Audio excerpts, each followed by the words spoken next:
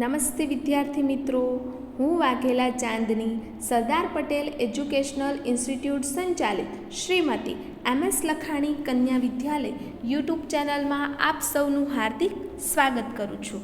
ધોરણ 12 વિષય વાણિજ્ય વ્યવસ્થા અને સંચાલન, તેમાં યુનિટ 4 વ્યવસ્થા તંત્ર. વિદ્યાર્થી મિત્રો, આજે આપણે આ નવું યુનિટ શરૂ કરવા તરફ જઈ રહ્યા છીએ. તો આપણે આજના લેક્ચરમાં કયા કયા મુદ્દાઓનો અભ્યાસ કરવાનો રહેશે તે જોઈએ. પ્રથમ આપણે જોઈશું પ્રસ્તાવના, ત્યારબાદ વ્યવસ્થા તંત્રનો સામાન્ય અર્થ સ્પષ્ટ કરીશું, ત્યારબાદ વ્યવસ્થા તંત્રની વિવિધ સંચાલન શાસ્ત્રીએ આપેલી વ્યાખ્યાનો અભ્યાસ કરીશું, ત્યારબાદ વ્યવસ્થા તંત્રનો ખ્યાલ એટલે કે કોન્સેપ્ટ ક્લિયર કરીશું અને લાસ્ટમાં આપણે લાક્ષણિકતાઓ અંગે ચર્ચા કરીશું. તો વિદ્યાર્થી મિત્રો, પ્રથમ આપણે જોઈએ કે પ્રસ્તાવના શું કહે છે. પ્રસ્તાવનામાં તો કે આયોજન દ્વારા એકમના ધ્યેય સુનિશ્ચિત કરવામાં આવે છે. આપણે ચેપ્ટર 3માં આયોજન અંગે ચર્ચા કરી, તેમની લાક્ષણિકતાઓ, હેતુઓ, ઘટકો આ અંગે છે એ આપણે અભ્યાસ કરી ચૂક્યા છીએ. એટલે આપણે એ તો ક્લિયર છીએ કે આયોજન દ્વારા એકમના ધ્યેયો છે એ શું થાય છે તો કે એક પ્રકારે નિશ્ચિત થતા હોય છે કે કયા ધ્યેયને આપણે પાર પાડવું એ આપણે આયોજનમાં નક્કી કરીએ છીએ. ભવિષ્ય અંગેની પૂર્વધારણા છે એ વર્તમાન સમયમાં આપણે બાંધીએ છીએ, એને જ શું કહે છે તો કે આયોજન કહે છે. આગળ જોઈએ કે સંચાલનની સફળતાનો આધાર છે એ માત્ર આયોજન નથી, એટલે કે આયોજન છે એ વર્તમાન સમયમાં ઘડી નાખવું એટલું જરૂરી નથી, પરંતુ આયોજનના અસરકારક અમલ પર રહેલો છે. કારણ કે આયોજન છે એ આપણે ઘડી નાખ્યું કે ભવિષ્યમાં આવું કરશું, આવો ધ્યેય છે એ સિદ્ધ કરીશું, ધંધાને આમ આગળ વધારીશું, ધંધાનો નફો આટલો થવો જોઈએ એ વર્તમાન સમયમાં નક્કી તો કરી નાખીએ, પણ એ નક્કી કરીએ ત્યારબાદ એનો અસરકારક અમલ પણ કરવો જોઈએ. આયોજનના અસરકારક અમલ અને ધ્યેય સિદ્ધિ માટે જે વહીવટી માળખું રચવામાં આવે છે તેને શું કહે છે તો કે વ્યવસ્થા તંત્ર કહે છે. યાદ રાખો, એક માર્કમાં તમને મોસ્ટ આઈએમપી વ્યાખ્યા પૂછાઈ શકે કે વ્યવસ્થા તંત્ર એટલે શું. બરાબર, જો એકબીજા ઉપર એકબીજા છે એ ટોપિક સંકળાયેલા છે કે આયોજન પછી શું આવે તો કે વ્યવસ્થા તંત્ર આવે, એટલે યાદ રાખો કે વ્યવસ્થા તંત્ર છે એ આયોજન સાથે સંકળાયેલું છે. તો અહીં એ કહે છે કે આયોજનનો જો અસરકારક અમલ અને ધ્યેય સિદ્ધિ માટે જે વહીવટી માળખું રચવામાં આવે છે ધંધાકીય એકમમાં, તેને જ શું કહે છે તો કે વ્યવસ્થા તંત્ર કહે છે. કારણ કે ધંધાકીય એકમમાં ઘણા કર્મચારીઓ કાર્ય કરતા હોય છે અને ઘણો વહીવટ કરવાનો હોય છે, અને જે એ વહીવટી માળખું છે એ રચવામાં આવે છે તેને જ શું કહે છે તો કે વ્યવસ્થા તંત્ર કહે છે. આગળ જોઈએ, હજી સમજૂતી આપેલી છે કે જ્યારે સમાન ધ્યેયની સિદ્ધિ માટે એક કરતાં વધુ વ્યક્તિઓ છે એ કામ કરતા હોય અને ત્યારે એકમમાં અસરકારક વ્યવસ્થા તંત્રની છે એ આવશ્યકતા રહે છે. કારણ કે ઘણા કર્મચારીઓ છે એ ધ્યેય સિદ્ધિ માટે ધંધાકીય એકમમાં કામે લાગેલા હોય અને ત્યારે શું તો કે એકમમાં એક અસરકારક સારું છે એ અસર કરે તેવું વ્યવસ્થા તંત્ર છે એ જરૂરી છે, તો જ ધ્યેયની સિદ્ધિ છે એ થશે.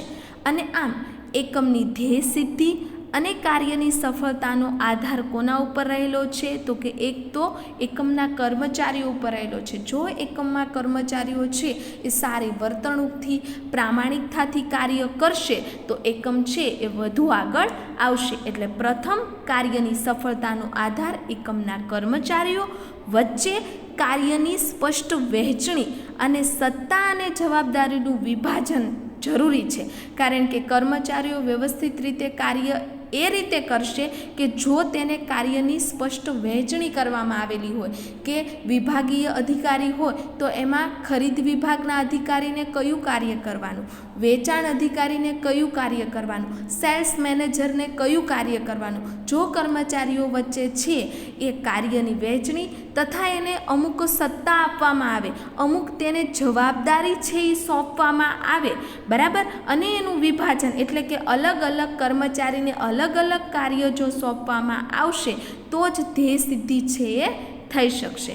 આગળ જોઈએ કે સત્તાની સોંપણી જેવી બાબતો પર રહેલો છે, કારણ કે ધ્યેય સિદ્ધિ અને કાર્યની સફળતાનો આધાર છે એ ધંધાના કર્મચારીઓ પર રહેલો છે અને એ જ કર્મચારીને છે એ યોગ્ય જવાબદારી આપવામાં આવે, સત્તા આપવામાં આવે, કાર્યની વહેંચણી સ્પષ્ટ રીતે કરવામાં આવે, એટલે કે કોને કયું કાર્ય ક્યારે અને કેવી રીતે કરવાનું છે એ આયોજનમાં નક્કી કર્યું.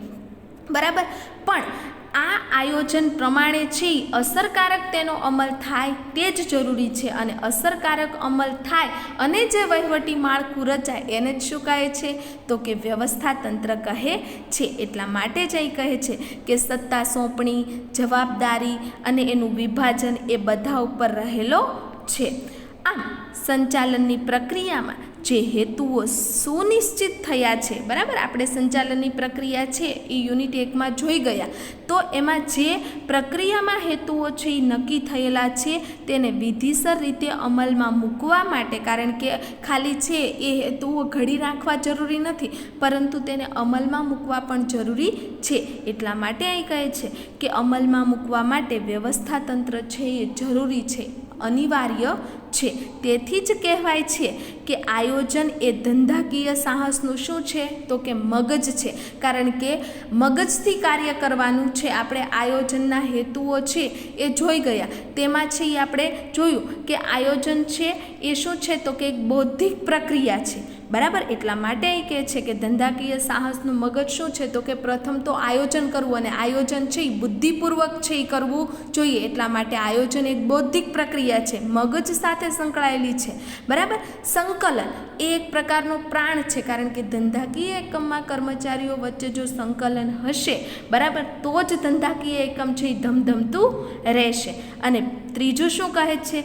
તો કે વ્યવસ્થા તંત્ર એ શું છે? તો કે શરીર છે ધંધાકીય સાહસનું. એટલા માટે 3 વસ્તુ અહીંયા જરૂરી છે કે આયોજન એ ધંધાકીય સાહસનું મગજ છે, સંકલન એ પ્રાણ છે, તો વ્યવસ્થા તંત્ર એ શરીર છે, કારણ કે આપણું શરીર છે એ ક્યારે કાર્ય કરે? તો કે આપણા શરીરના અંદરના પાર્ટ્સ છે એ સંકલનથી કાર્ય કરતા હોય, તો ધંધાકીય સાહસમાં છે એ વ્યવસ્થા તંત્ર એક શરીરનું કાર્ય કરે છે, અને એની અંદરના પાર્ટ્સ એટલે કે કર્મચારીઓ છે એ એની અંદર પ્રાણ પૂરે છે, સાહસને છે એ ધમધમતું રાખે છે.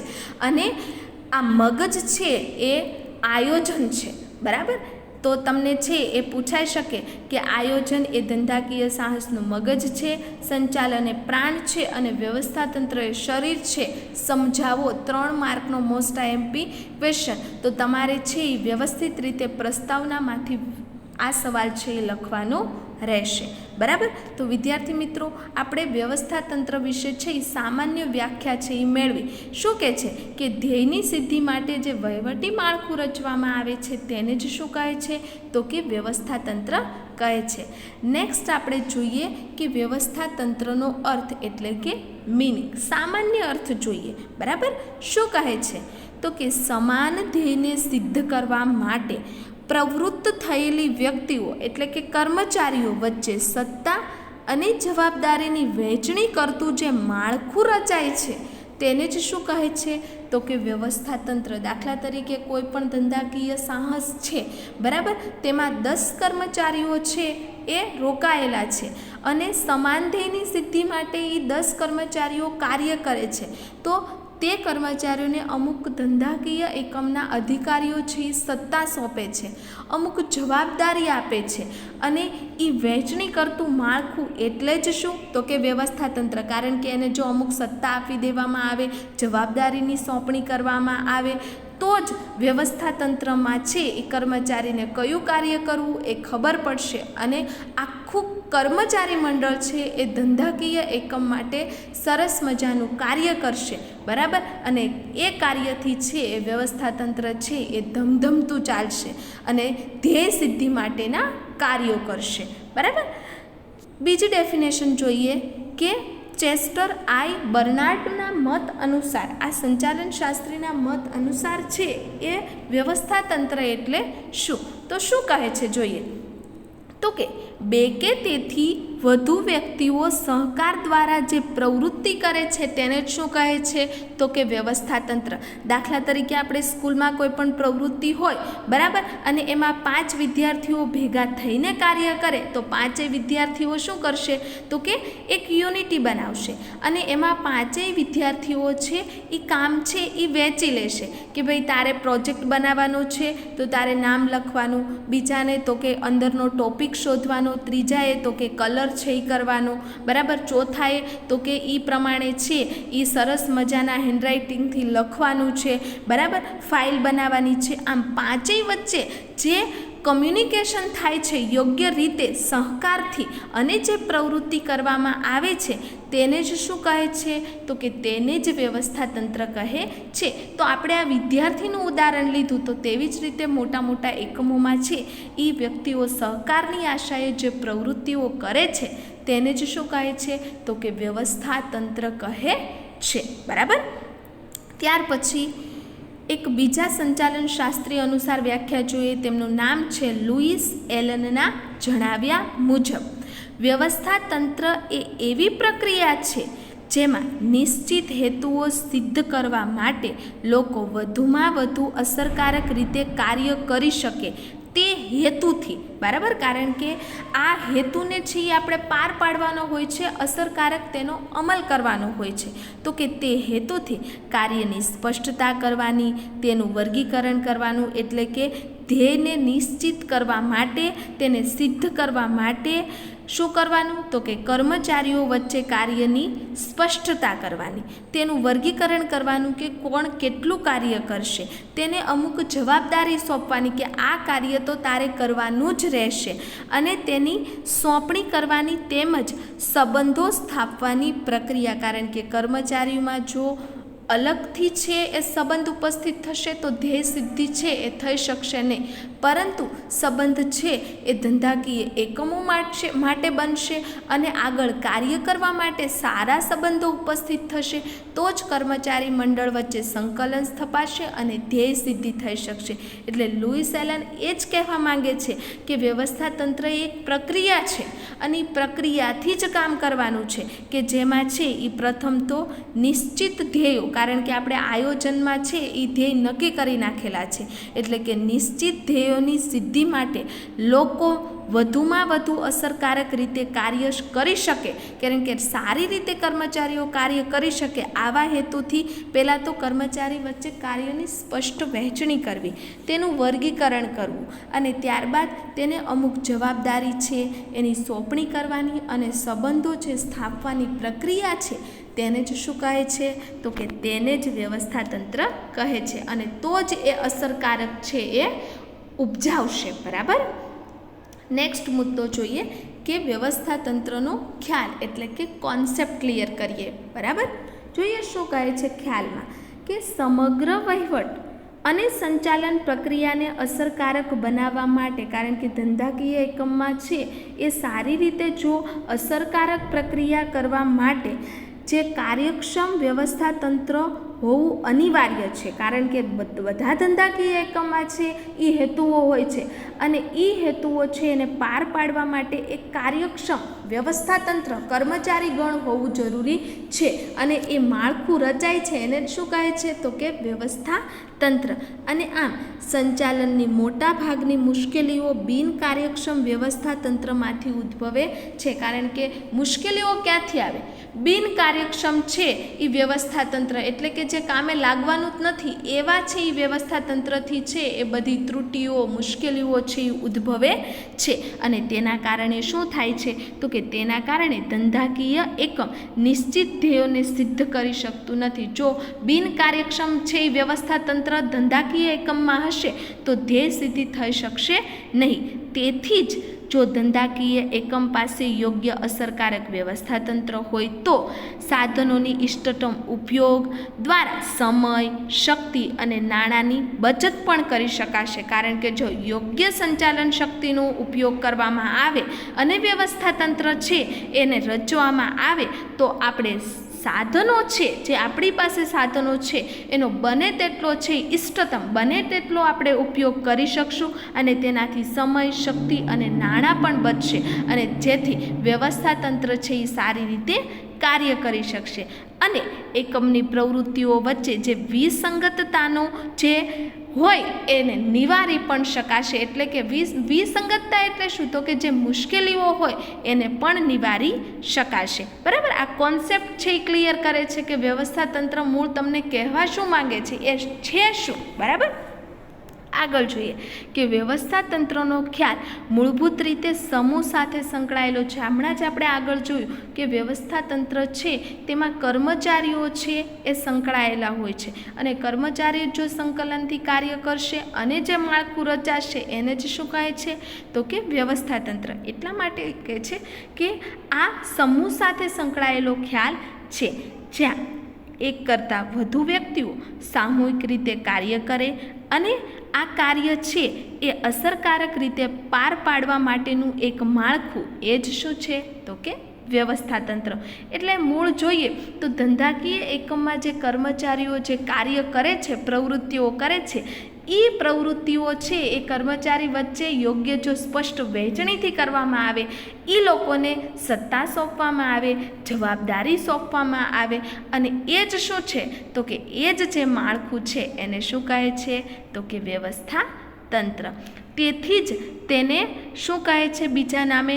તો કે પ્રબંધ તરીકે ઓળખવામાં આવે છે. બરાબર, ક્યાંક ક્યાંક તમે આવો શબ્દ છે એ વાપર્યો હશે કે આ વસ્તુનો પ્રબંધ કરવાનો છે.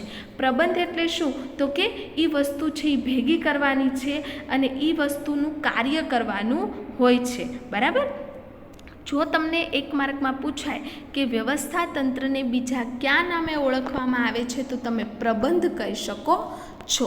બરાબર, વ્યવસ્થા તંત્રમાં કોઈ ચોક્કસ સમાન ધ્યેયની પ્રાપ્તિ માટે એકત્રિત થયેલા લોકોને સત્તા અને જવાબદારીની વહેંચણી કરીને તે વ્યક્તિઓ વચ્ચે જે સંબંધો સ્થાપિત કરવાનું કાર્ય કરવામાં આવે છે તે માટે માનવીનું શરીર એ એક ઉત્તમ ઉદાહરણ કહી શકાય છે. કારણ કે તમે જોઈ શકો છો કે ધંધાકીય એકમમાં કર્મચારીઓ છે કાર્ય કરે છે, તેને સત્તા અને જવાબદારી સોંપવામાં આવે છે અને એ કર્મચારીઓ વચ્ચે છે એ એક સંબંધ માળખું રચવામાં આવે છે. બરાબર, અને આ માળખું છે એ કોની સાથે સંકળાયેલું છે? તો કે વ્યવસ્થા તંત્ર મૂળ કર્મચારીઓ સાથે સંકળાયેલું છે. એટલા માટે જ એ કહે છે કે જે માટે માનવીનું શરીર એક ઉત્તમ ઉદાહરણ છે. કારણ કે આપણું વ્યવસ્થા તંત્ર, આપણા શરીરનું વ્યવસ્થા તંત્ર કઈ રીતે ચાલે છે? તો કે અંદરના પાર્ટ્સ છે એ સરખી રીતે ચાલતા હશે સંકલનથી. તો એવી જ રીતે વ્યવસ્થા તંત્ર એ ધંધાકીય સાહસનો પ્રાણ છે અને એની અંદરના કર્મચારીઓ છે જે જીવંત વ્યક્તિઓ છે, બરાબર, એ અંદર પ્રાણ પૂરે છે. બરાબર, આમ માનવીના શરીરમાં જુદા જુદા અંગો જે જુદા જુદા કાર્યો કરે છે, તેમ છતાં બધા જ અંગો છે એ શું છે? તો કે એકબીજા સાથે સંકલિત હોય છે. બરાબર, કારણ કે આપણી આંગળીની જે મૂવમેન્ટ થાય છે એ શું છે? તો કે એ એક પ્રકારના અંદરના શારીરિક જે પાર્ટ્સ હોય છે એના સંકલનથી છે એ મૂવમેન્ટ થતી હોય છે, હલનચલન થતું હોય છે, પાચન થતું હોય છે. આ બધી જ ક્રિયા છે એ શારીરિક ક્રિયા છે. બરાબર, પણ શરીર એક વ્યવસ્થા તંત્ર છે, પણ અંદરના પ્રાણ છે એ કોણ પૂરે છે? તો કે શરીરના અલગ અલગ પાર્ટ્સ પૂરે છે. તો તેવી જ રીતના જે ધંધાકીય સાહસ છે એનું વ્યવસ્થા તંત્ર છે એ કઈ રીતે ચાલશે? જો કર્મચારીઓ છે એ વ્યવસ્થિત રીતે પ્રાણ પૂરશે તો. એટલે કર્મચારીઓ વચ્ચે સંકલન પણ જરૂરી છે, સહકાર પણ જરૂરી છે. તો આ યાદ રાખો વિદ્યાર્થી મિત્રો કે વ્યવસ્થા તંત્ર આટલો તમને કોન્સેપ્ટ ક્લિયર કરી આપે છે. નેક્સ્ટ મુદ્દો જોઈએ શું કહે છે? તો કે નેક્સ્ટ મુદ્દો આવે છે લાક્ષણિકતાઓ, કેરેક્ટર્સ. બરાબર, તો જોઈએ કે પ્રથમ લાક્ષણિકતા છે એ શું સૂચવે છે? તો કે પ્રથમ ધ્યેયલક્ષી પ્રવૃત્તિ છે. વ્યવસ્થા તંત્ર એ શું છે? તો કે ધ્યેયલક્ષી પ્રવૃત્તિ છે. વ્યવસ્થા તંત્ર શું કામ રચવામાં આવ્યું છે?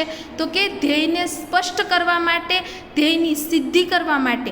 એટલા માટે જ એ કહે છે કે ધ્યેયલક્ષી પ્રવૃત્તિ છે.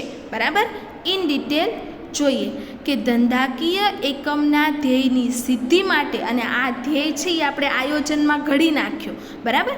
તો કે ધંધાકીય એકમના ધ્યેયની સિદ્ધિ માટે વ્યવસ્થા તંત્રની જે રચના કરવામાં આવે છે અને એકમોમાં તેના મુખ્ય ધ્યેય ઉપરાંત વિભાગીય ધ્યેયની પણ રચના કરવામાં આવે છે. મુખ્ય ધ્યેય શું છે? તો કે ધંધાને છે એ આગળ લાવવો, નફો કમાવવો, બરાબર, બજારમાં શાક પ્રતિષ્ઠા છે એ વધારવી, હરીફાઈમાં છે એ ઊભું રહેવું, ટકી રહેવું, બરાબર, એ બધા આપણા ધ્યેય છે. અને એ ધ્યેયની સિદ્ધિ માટે વિભાગીય ધ્યેય છે એ રચવામાં આવે છે, કારણ કે ધંધાકીય છે જે એકમ, બરાબર, તેમાં અલગ અલગ ધ્યેય હોય છે અને એ ધ્યેય પણ પાર પાડવાના હોય છે. તો આ ઉપરાંત કર્મચારીઓના વ્યક્તિગત હેતુઓ પણ હોય છે, કારણ કે અમુક કર્મચારીઓ છે પોતાના વ્યક્તિગત હેતુને સિદ્ધ કરવા માટે પણ છે એ ધંધાકીય એકમમાં કાર્ય કરતું હોય છે. એને અમુક સત્તા સોંપવામાં આવેલી હોય, અમુક જવાબદારી સોંપવામાં આવેલી હોય, એટલે પોતાના પણ એક ધ્યેય હોય છે, હેતુઓ હોય છે. અને આમ એકમના હેતુઓ, વિભાગીય હેતુઓ અને કર્મચારીના હેતુનું જે વૈખિક સંકલન કરતું જે માળખું એ વ્યવસ્થાતંત્ર છે. તેથી તેને શું કહે છે? તો કે ધ્યેયલક્ષી પ્રવૃત્તિ કહે છે, કારણ કે અમુક છે એ કર્મચારીના ધ્યેય હોય છે, અમુક વિભાગના ધ્યેય હોય છે, અને અમુક શું હોય છે? તો કે અમુક એકમના. તો આ ત્રણેય ધ્યેય છે એ સિદ્ધ થાય તો ધંધાકીય સાહસ છે એનું મેઇન ધ્યેય શું થશે? તો કે સિદ્ધ થશે, બરાબર. કેમ કર્મચારીના ધ્યેય હોય? તમને વિચાર આવે તો કે કર્મચારીને છે એ અમુક કામની સોંપણી કરેલી હોય, અને સોંપણી કરેલી હોય, દાખલા તરીકે જો મને અને તમને અમુક કામની સોંપણી કરેલી હોય તો એ તમારો ધ્યેય બની જાય છે કે આ કામ મારે કરવું છે, એ તમારો ગોલ બની જાય છે, બરાબર. તો તેવી જ રીતના એકમના ધ્યેય, ત્યારબાદ વિભાગના હેતુઓ અને ત્યારબાદ કર્મચારીના હેતુઓ. એટલે કે જો આ છે એક પ્રકારની ધ્યેયલક્ષી પ્રવૃત્તિ બને છે કે અલગ અલગ કર્મચારીઓ, વિભાગ અને એકમના ધ્યેય છે, અને એ ધ્યેય એટલે ધ્યેયલક્ષી પ્રવૃત્તિ તેમ કહી શકાય છે. એટલે યાદ રાખો કે વ્યવસ્થાતંત્ર છે એ ધ્યેય સાથે સંકળાયેલું છે, અને આ જો હેતુ પાર પડી જાય તો ધંધાકીય સાહસ છે એ સારી રીતે આગળ આવી શકે. ત્યારબાદ પછીનો પોઈન્ટ છે આયોજન પર આધારિત છે. આ આયોજન ઉપર આધારિત છે વ્યવસ્થાતંત્ર, કારણ કે આયોજનમાં ધ્યેય નક્કી કરવામાં આવે છે, બરાબર. અને જો ધ્યેયને અસરકારક બનાવવા માટે જે માળખાની રચના કરવામાં આવે એને જ શું કહે છે? તો કે વ્યવસ્થાતંત્ર. એટલે યાદ રાખો કે વ્યવસ્થાતંત્ર છે એ આયોજન ઉપર આધારિત છે. ઇન ડિટેલ જોઈએ કે આયોજન દ્વારા સુનિશ્ચિત કરવામાં આવે છે તો કે ધ્યેય. આગળ તો કે આ કરવામાં આવેલ ધ્યેયને આધારે જે રચના થાય છે, અને આમ વ્યવસ્થાતંત્રની રચના પહેલાં આયોજન થવું જરૂરી છે. આ યાદ રાખો કે વ્યવસ્થાતંત્રની રચના પહેલાં આયોજન ધંધાકીય એકમ કહે છે. એટલા માટે જ કહે છે કે આયોજન દ્વારા સુનિશ્ચિત થયેલા ધ્યેયને આધારે તેની રચના કરવામાં આવે છે. અને કોની રચના કરવામાં આવે છે? તો કે વ્યવસ્થાતંત્રની. અને આમ વ્યવસ્થાતંત્રની રચના કરતાં પહેલાં છે એ આયોજન, એટલે આ એકબીજા ઉપર આધારિત છે. ભવિષ્યમાં અમલમાં મૂકવાની યોજનાને આધારે જ એકમમાં માળખાનું ઘડતર થાય છે, અને તેથી જ કહી શકાય કે વ્યવસ્થાતંત્ર આયોજન પર આધારિત છે, બરાબર. કારણ કે ભવિષ્યમાં જે અમલમાં મૂકવાની છે એની યોજના તો ક્યાં ઘડાઈ ગઈ છે? તો કે આયોજનમાં. આપણે જોયું ને આયોજનની અલગ અલગ યોજના, કે કાયમી યોજના છે, સુનિશ્ચિત યોજના છે, આકસ્મિક યોજના છે. તો આ બધી યોજનાનું ઘડતર છે એ ક્યાં થયેલું હોય છે? તો કે આયોજનમાં. અને ત્યારબાદ જુઓ કે મૂકવાની યોજનાને આધારે જ એકમમાં જે માળખાનું ઘડતર કરવામાં આવે છે, તો તે કહી શકાય કે વ્યવસ્થાતંત્ર છે એ શેના ઉપર આધારિત છે? તો કે આયોજન ઉપર આધારિત છે. આયોજનમાં યોજના ઘડતર થઈ જાય છે, અને એ જ યોજનાનો અમલ છે એ વ્યવસ્થાતંત્રમાં કરવામાં આવે છે. એટલે કે કર્મચારીઓ એ યોજનાનો ઉપયોગ કરીને ધંધાકીય ધ્યેયની સિદ્ધિ માટે છે એ કાર્યરત હોય છે, બરાબર. ત્યાર પછી નેક્સ્ટ લાક્ષણિકતા છે કે સત્તા અને ફરજોની સોંપણી, અને એ સત્તા અને ફરજોની સોંપણી વ્યવસ્થાતંત્રમાં કાર્ય કરતા કર્મચારી વચ્ચે કરવામાં આવે છે, જેથી ધંધાકીય ધ્યેય છે એ સિદ્ધ થઈ શકે. જોઈએ કે ધંધાકીય એકમમાં કામ કરતી જુદી જુદી વ્યક્તિઓને તેમના કૌશલ્ય અને લાયકાતને આધારે જુદી જુદી પ્રવૃત્તિઓ છે એની સોંપણી કરવામાં આવે છે, અને આ સાથે જ જે તે કર્મચારીને તેમની સત્તા વિશે પણ માહિતગાર કરવામાં આવે છે. બરાબર, ધંધાકીય એકમમાં છે 10 કર્મચારીઓ કાર્ય કરતા હોય તો એને અમુક સત્તા સોંપવામાં આવે છે કે વેચાણ અધિકારી છે તો તેને આટલું કાર્ય કરવાનું છે, અને એ સત્તા તમારી. એટલે કે સત્તા એટલે શું? તો કે નિર્ણય કરવાની છે એ જે યોજના છે એ એને અલગથી સોંપી દેવામાં આવે છે કે વેચાણ અંગેનો નિર્ણય છે એ તમે લઈ શકશો, આટલી તમારે સત્તા, તમારે એમાં મેઇન અધિકારીને પૂછવાની જરૂર નથી. આને શું કહેવાય છે? તો કે સત્તા. બરાબર, અમુક કામની છે એ ચોક્કસ સોંપણી કરી દેવામાં આવે ને એ માહિતી એ જ વ્યક્તિ પાસે હોય છે. તો તેવી જ રીતે અહીં કહે છે કે આ સાથે જે તે વ્યક્તિઓને તેની સત્તા વિશે છે એ માહિતગાર કરવામાં આવે છે, અને આથી વ્યવસ્થાતંત્ર એ વ્યક્તિઓ વચ્ચે સત્તા અને ફરજોના સંબંધો સ્થાપિત કરતું એક પ્રકારનું શું છે? તો કે માળખું છે. કારણ કે સત્તા અને ફરજોની સોંપણી જો કરવામાં નહીં આવે તો કર્મચારી છે એને કાર્ય છે સુનિશ્ચિત કયું છે એ ખબર પડશે નહીં. તેથી અહીં કહે છે કે જો કર્મચારીને છે એ સત્તા અને સોંપણી કરવામાં આવશે તો આખું વ્યવસ્થાતંત્ર છે એ સરસ મજાનું ચાલશે. બરાબર, એટલે વ્યવસ્થાતંત્રનું ત્રીજું લક્ષણ શું હતું? તો કે સત્તા અને જવાબદારીની એટલે કે ફરજોની સોંપણી. તેને કઈ ફરજ નિભાવવાની છે, ધંધાકીય એકમમાં કયું કાર્ય કરવાનું છે, તેની પાસે કઈ સત્તા છે.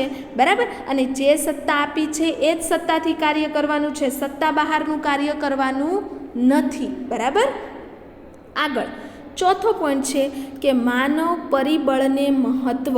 બરાબર, માનવીને મહત્ત્વ અહીં આપવામાં આવે છે. કઈ રીતે? તો કે વ્યવસ્થાતંત્રમાં છે એ માનવી કેન્દ્ર સ્થાને છે. કારણ કે વ્યવસ્થાતંત્રમાં છે એ જો કર્મચારી નહીં હોય તો વ્યવસ્થાતંત્રનું માળખું જ નહીં રચાય. વ્યવસ્થાતંત્ર એટલે શું? તો કે સત્તા અને ફરજોની સોંપણી જે કર્મચારીઓ વચ્ચે કરવામાં આવે છે તેને જ શું કહે છે? તો કે તેને જ વ્યવસ્થાતંત્ર કહે છે. એટલે વ્યવસ્થાતંત્રમાં માનવી કર્મચારી કેન્દ્ર સ્થાને છે. જો એ જ વ્યવસ્થિત રીતે કાર્ય કરશે તો જ ધંધાકીય ધ્યેય છે એ સિદ્ધ કરી શકશે. બરાબર, એટલે માનવી સાથે છે એ વ્યવસ્થાતંત્રને સંબંધ છે. કોઈ પણ આદર્શ વ્યવસ્થાતંત્રની સફળતાનો આધાર તેમાં કાર્યકર્તા છે એ માનવી ઉપર રહેલો છે. કારણ કે નિર્જીવ વસ્તુ છે એ કાર્ય કરી શકતી નથી, પણ હા, માનવી દ્વારા જો કાર્ય કરવામાં આવે તો વ્યવસ્થાતંત્ર છે એ સફળ રહેશે. તેથી જ અસરકારક એટલે કે જે અસર કરે તેવું વ્યવસ્થાતંત્રની જો સ્થાપના કરવામાં આવે તો અસરકારક છે માનવ સંબંધો છે એ સ્થાપિત થાય, અને માનવ સંબંધો છે એ જો સંકલિત રીતે છે એ સ્થાપિત થશે, સહકારથી સ્થાપિત થશે તો હેતુ છે એ આપણો જે આયોજનમાં ઘડેલો છે એ યોગ્ય રીતે પાર પડી શકશે. બરાબર, તો આ ચોથું લક્ષણ શું હતું? તો કે માનવી સાથે વ્યવસ્થાતંત્રને સંબંધ છે, માનવી કેન્દ્ર સ્થાને છે. બરાબર, કારણ કે માનવીને જ સત્તા અને સોંપણી છે એ કરવાની હોય છે. ત્યાર પછી પાંચમો પોઈન્ટ શું કહે છે જોઈએ તો કે પરિવર્તનશીલતા. આ લક્ષણ આપણે આયોજનમાં પણ જોઈ ગયા. બરાબર, અને આ લક્ષણ છે શેમાં છે? તો કે વ્યવસ્થાતંત્રમાં પણ પરિવર્તનશીલતા છે એ જરૂરી છે. કે એકવાર વ્યવસ્થાતંત્રની રચના થઈ ગયા પછી તેમાં ફેરફાર છે એનો અવકાશ શક્ય છે. કારણ કે સત્તા અને જવાબદારીની છે એ સોંપણી કરી દીધી, પણ જો અમુક ટાઈમે છે અમુક સમયે એમાં ફેરફાર કરવો હોય તો કરી શકાય અને એ શક્ય છે, અને જોઈએ તો સમય પરિસ્થિતિને આધારે તેમાં પરિવર્તન છે એ હોવું જોઈએ, જડ ન હોવું જોઈએ. બરાબર, આમ બદલાતા જતા સંજોગો અને પરિસ્થિતિ અનુસાર વ્યવસ્થાતંત્રમાં સાનુકૂળ ફેરફારો કરીને એટલે કે સારા સાનુકૂળ ફેરફારો કરીને યોગ્ય છે એ માળખું રચી શકાય છે પરિવર્તનશીલતાથી. નવી ટેકનોલોજી અમલમાં આવે, બરાબર, નવી શોધખોળ થાય, ધંધાકીય પર્યાવરણમાં જો ફેરફાર થાય એટલે કે કર્મચારીઓની અવરજવર થાય, નવા કર્મચારીઓની નિમણૂક કરવામાં આવે, જૂના કર્મચારીઓને ખસેડવામાં આવે, અને ત્યારે વ્યવસ્થા તંત્રમાં છે એ જરૂરી ફેરફાર કરવા જરૂરી છે. બરાબર, જૂનું મશીન હતું એ કર્મચારી કાર્ય કરતો, હવે નવું મશીન આવે છે તો કર્મચારીને છે એ જૂના મશીનની જેવું કાર્ય નહીં કરવાનું, પરંતુ નવી ટેકનોલોજી સાથે કાર્ય કરવાનું, તો તેની સત્તા અને ફરજ બદલાઈ પણ જાય. બરાબર, બે વ્યક્તિનો પણ એ સોંપવામાં આવે, ગ્રુપ પણ બનાવવામાં આવે, ત્યારબાદ કંઈક નવી શોધખોળ કરવામાં આવે નવી ટેકનોલોજીના કારણે. તો આ બધાને કારણે છે એ જે ફેરફાર થાય છે અને એના કારણે છે વ્યવસ્થા તંત્રમાં પણ ફેરફાર હોવો જરૂરી છે. એટલા માટે એ કહે છે કે વ્યવસ્થા તંત્રની 5મી લાક્ષણિકતા શું છે? તો કે પરિવર્તનશીલતા. સમય સંજોગ સાથે પરિવર્તનશીલતા છે એ લાવવી જરૂરી છે, તો જ છે એ આપણે દુનિયાદારી સાથે જીવી શકીશું. બરાબર, ત્યારબાદ 6થો પોઈન્ટ છે આંતર સંબંધોની સ્થાપના. બરાબર, જોઈએ શું કહે છે તો કે વ્યવસ્થા તંત્ર છે એ કાર્ય, હોદ્દો કે વિભાગો વચ્ચે આંતર સંબંધોની સ્થાપના કરતો હોય છે. કારણ કે વ્યવસ્થા તંત્ર છે એ કર્મચારીઓથી રચાયેલું છે, માનવ સંબંધોથી રચાયેલું છે. તો તેમાં કાર્યો હોય, અમુક હોદ્દાઓ હોય અને અમુક વિભાગો હોય, એની વચ્ચે જે સંબંધો છે એની સ્થાપના કરે છે. બરાબર, સહકારની સ્થાપના કરે છે. તે એક કાર્યના બીજા કાર્ય સાથેના તેમજ એક વિભાગના બીજા વિભાગ સાથેના સંબંધોની સ્પષ્ટતા કરે છે. એટલે કે ખરીદ વિભાગ છે એને કયું કાર્ય કરવાનું છે? તો કે ખરીદીનું કાર્ય કરવાનું છે. વેચાણ વિભાગને તો કે વેચાણનું કાર્ય કરવાનું છે. બિલિંગ્સ વિભાગને તો કે બિલ્સ અંગેનું કાર્ય કરવાનું છે. સેલ્સ મેનેજરને તો કે સેલ્સ મેનેજરનું કાર્ય કરવાનું છે. સેલ્સમેનને શું કરવાનું છે? તો કે વેચાણનું કાર્ય કરવાનું છે. આમ અલગ અલગ વ્યક્તિઓ વચ્ચે અલગ અલગ કાર્યની જો સોંપણી કરવામાં આવે, બરાબર, તો જે અંદરના સંબંધો છે, કર્મચારીઓ વચ્ચેના સંબંધો છે એ પણ સ્પષ્ટ બનશે. કોણે કયું કાર્ય કરવાનું છે એ પણ સ્પષ્ટ બનશે, અને તેથી ધંધાકીય હેતુઓ છે એ યોગ્ય રીતે સિદ્ધ થઈ શકશે. બરાબર, અને યાદ રાખો કે જો કાર્યની વહેંચણી કરી દેવામાં આવે તો કાર્ય છે એ સફળ રહે છે. બરાબર, નહીંતર જો કાર્યની વહેંચણી કરવામાં નહીં આવે તો કર્મચારીઓ છે એને એવું થશે કે આ કાર્ય આને સોંપશે, મને ક્યાં સોંપેલું જ છે. બરાબર, એક સાથે કાર્ય આપેલું હોય, કર્મચારીઓને સોંપેલું હોય, તો કર્મચારીઓ છે એ એક કાર્ય વ્યવસ્થિત રીતે નહીં પાર પાડી શકે. પણ જો નામ આપીને કીધેલું હોય કે એ વ્યક્તિને આ જ કાર્ય કરવાનું છે, તો એ વ્યક્તિએ એ પૂરું પાડવું પડશે, કારણ કે તેની જવાબદારી છે, તેને સોંપણી કરવામાં આવેલી છે. એટલા માટે એ કહે છે કે તે એક કાર્યના બીજા કાર્ય સાથેના તેમજ એક વિભાગના બીજા વિભાગ સાથેના સંબંધોની સ્પષ્ટતા કરશે કે આ વિભાગને કયું કાર્ય કરવાનું છે, અને હેતુની સ્પષ્ટતા થાય એ સાથે કાર્યની પણ સ્પષ્ટતા થાય. બરાબર, તો 6થું લક્ષણ હતું આંતર સંબંધોની સ્થાપના કરે છે વ્યવસ્થા તંત્ર.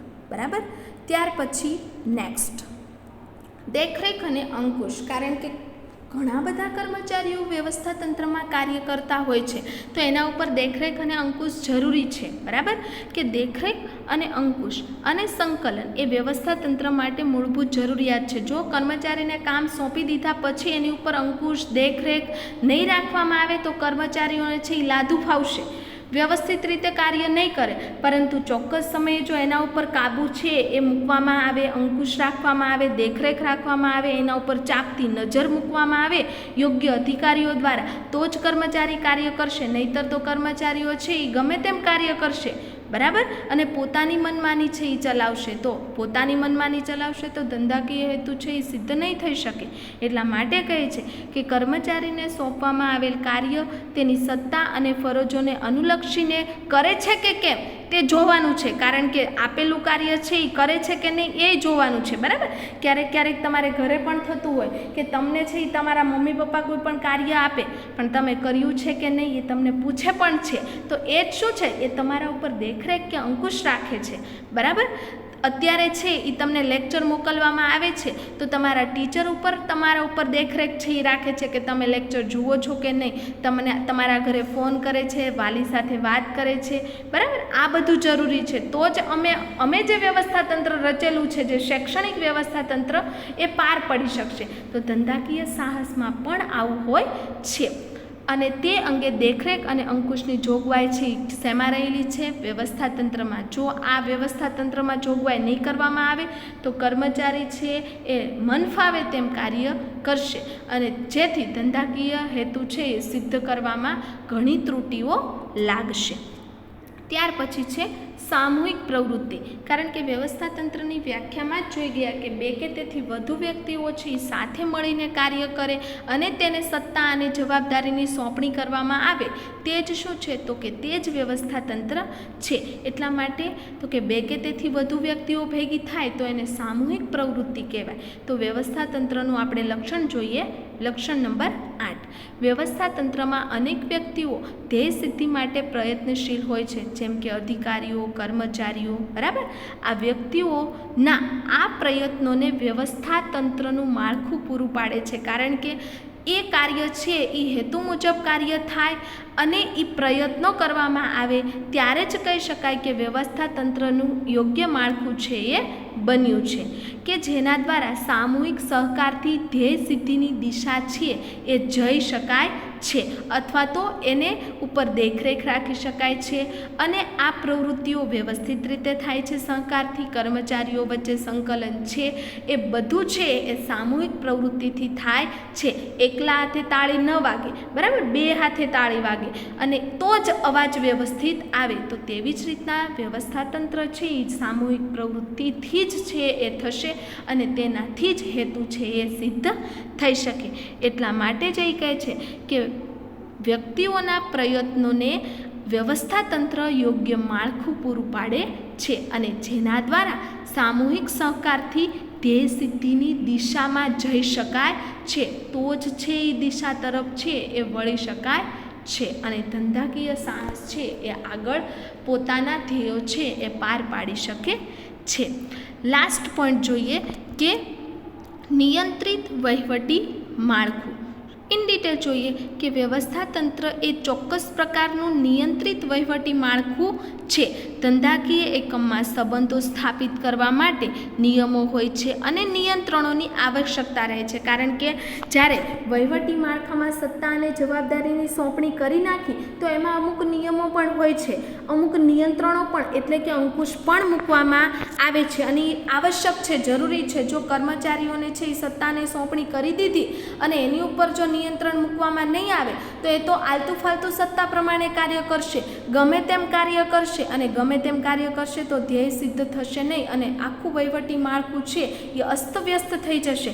એટલા માટે જ નિયંત્રણો છે એ આવશ્યકતા રહેલી છે, જેની રચના વ્યવસ્થા તંત્ર દ્વારા કરવામાં આવે છે. એટલે કે અંકુશ એના ઉપર રાખવામાં આવે છે અને આ અંકુશ છે એ વ્યવસ્થા તંત્ર દ્વારા છે એ કરી શકાય છે. તો વિદ્યાર્થી મિત્રો, આજના લેક્ચરમાં છે એ આપણે 9 લાક્ષણિકતા જોઈ અને આ 9 લાક્ષણિકતા છે એ કોની જોઈ? તો કે વ્યવસ્થા તંત્રની, બરાબર. તો આજના લેક્ચરમાં આપણે આ નવું યુનિટ શરૂ કર્યું. તેમાં અર્થ, પ્રસ્તાવના, વિવિધ સંચાલન શાસ્ત્રી અનુસાર વ્યાખ્યા પ્લસ તેની લાક્ષણિકતાઓ છે એ સમજ્યા. તમારે આ પાકી બુકમાં છે એ અર્થ અને લાક્ષણિકતાઓ છે એ લખવાની રહેશે, બરાબર. નેક્સ્ટ લેક્ચરમાં મળીએ ત્યારે નવા ટોપિક સાથે મળીશું. ત્યાં સુધી તો કે ઘરે રહો, સુરક્ષિત રહો, ટેક કેર, થેન્ક યુ.